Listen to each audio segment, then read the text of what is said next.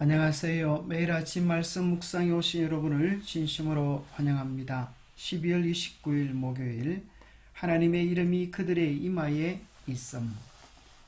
생각할 문제, 하나님의 이름이 그들의 이마에 있다는 것은 어떤 의미인가? 어떻게 그 일이 가능할 것인가? 오늘 우리에게 주는 교훈은 무엇인가? 하나님의 이름이 그들의 이마에 있다고 하는 의미는 무엇일까요? 이름은 그 사람의 성격, 성품을 의미하고 이마는 생각, 사상을 뜻합니다. 곧 하나님의 성품이 그들의 생각 속에, 삶 속에 이루어진다는 의미입니다. 결국 이 세상의 마지막은 두 가지 열매로 끝을 맺게 될 것입니다. 하나님의 형상을 닮은 하나님의 백성과 사단의 형상을 닮은 사단의 백성으로 결론 지어지게 될 것입니다. 그것을 성경적 용어로는 하나님의 인과 짐승의 표로 나타날 수 있습니다. 계시록 7장 3절에는 우리가 우리 하나님의 종들의 이마에 인치기까지 땅이나 바다나 나무나 해하지 말라. 하나님의 종들의 이마에 인을 지시는데 그 인의 내용을 계시록 14장 1절에 보면 아버지의 이름과 또 어린 양의 이름을 쓴 것이 있다 했습니다.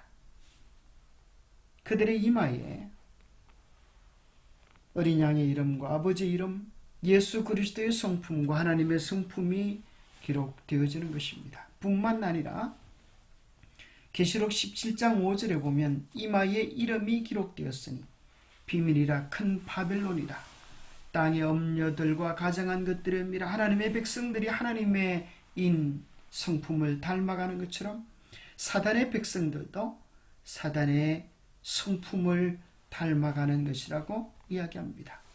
계시록 22장 4절에 보면 그의 얼굴을 볼 터이요 그의 이름도 저희 이마에 있으리라. 궁극적으로 하나님과 더불어 교제할 사람들은 하나님의 성품, 하나님의 마음, 하나님의 심정을 이해하고 가진 사람들이 될 것입니다. 그것이 하나님이 계획하신 구속의 목적이요. 이제껏 이 지구라고 하는 파트에서 인류를 가꾸신 궁극적인 목적이기도 하신 것입니다. 사람을 창조하신 하나님의 목적이 실현되도록 사람에게서 창조주의 형상을 회복시키는 것, 다시 말해 지덕체의 발달을 정진시켜 사람으로 하여금 창조되던 당시의 완전한 상태로 돌아가게 하는 것이 구속사업이다. 이것은 또 교육의 목적인 동시에 인생의 위대한 목적이기도 하다. 우리가 왜 삽니까? 궁극적으로 하나님의 형상을 회복하기 위하여 삽니다.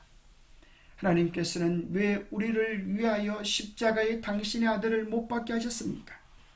궁극적으로 하나님의 형상을 우리 안에서 회복시키기 위함입니다. 왜 우리가 성경에 끊임없이 공부하고 기도하고 공부를 합니까? 그것이야말로 교육의 목적이기 때문입니다. 반대로 사단은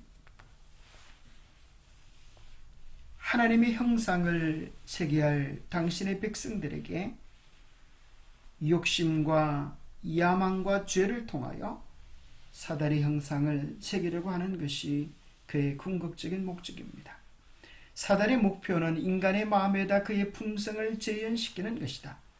사람이 창조되자마자 곧 사단은 인간에게서 하나님의 형상을 말살시키기로 결심하였다.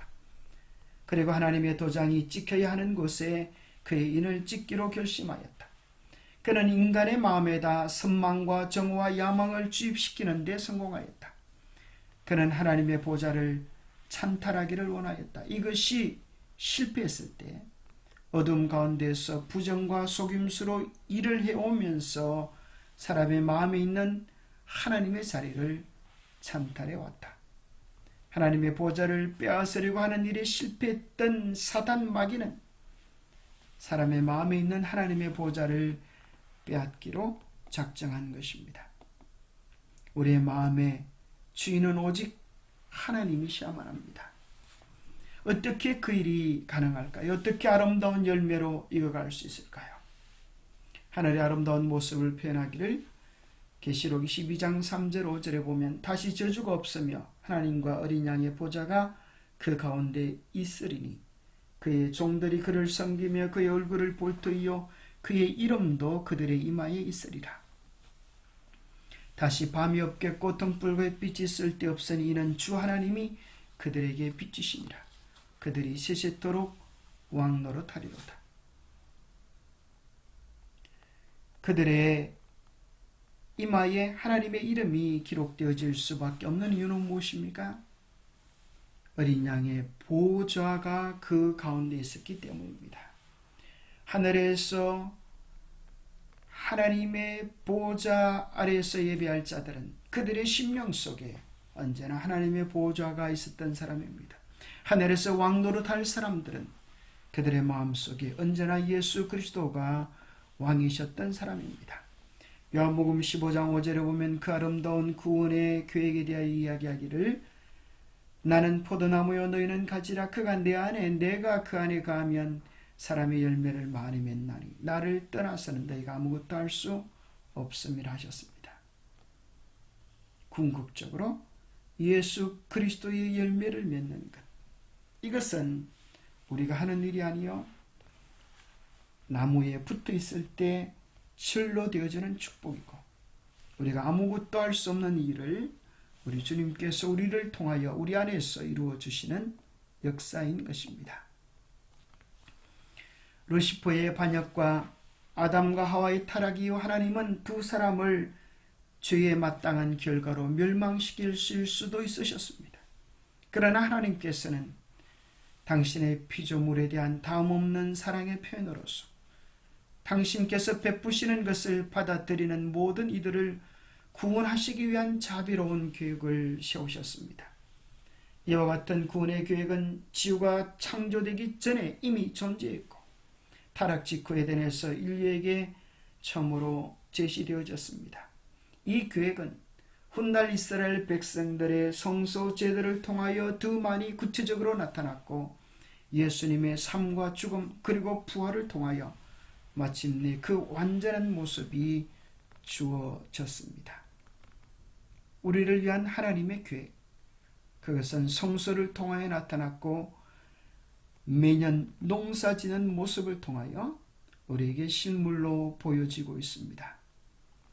하나님을 사랑하는 것은 이것이니 우리가 그의 계명들을 지키는 것이라. 그의 계명들은 무거운 것이 아니로다. 하나님의 계명은 사랑이고 그 사랑은 하나님의 품성입니다.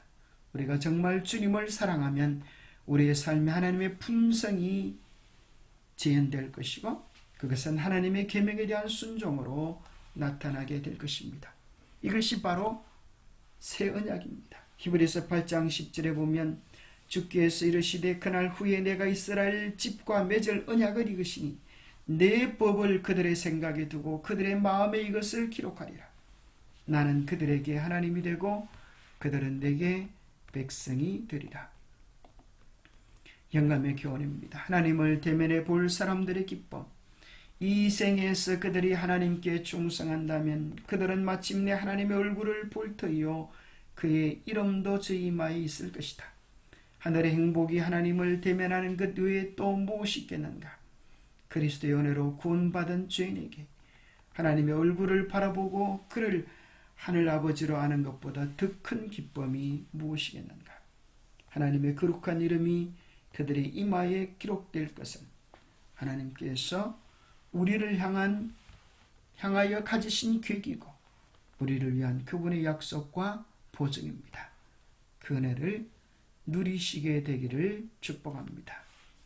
하나님 아버지, 구원의 열매에 대하여 생각할 때마다 자꾸만 우리의 부족함이 보여 용기를 잃을 때가 많습니다. 하지만 그럴 때마다 참 포도나무이신 예수님만을 붙잡게 도와주옵소서. 가지가 열매 맺는 것이 결코 가지의 재간이나 능력이 아니라 연결된 힘과 돌보시는 농부이신 하나님의 은혜임을 잊지 않게 하여 주옵소서.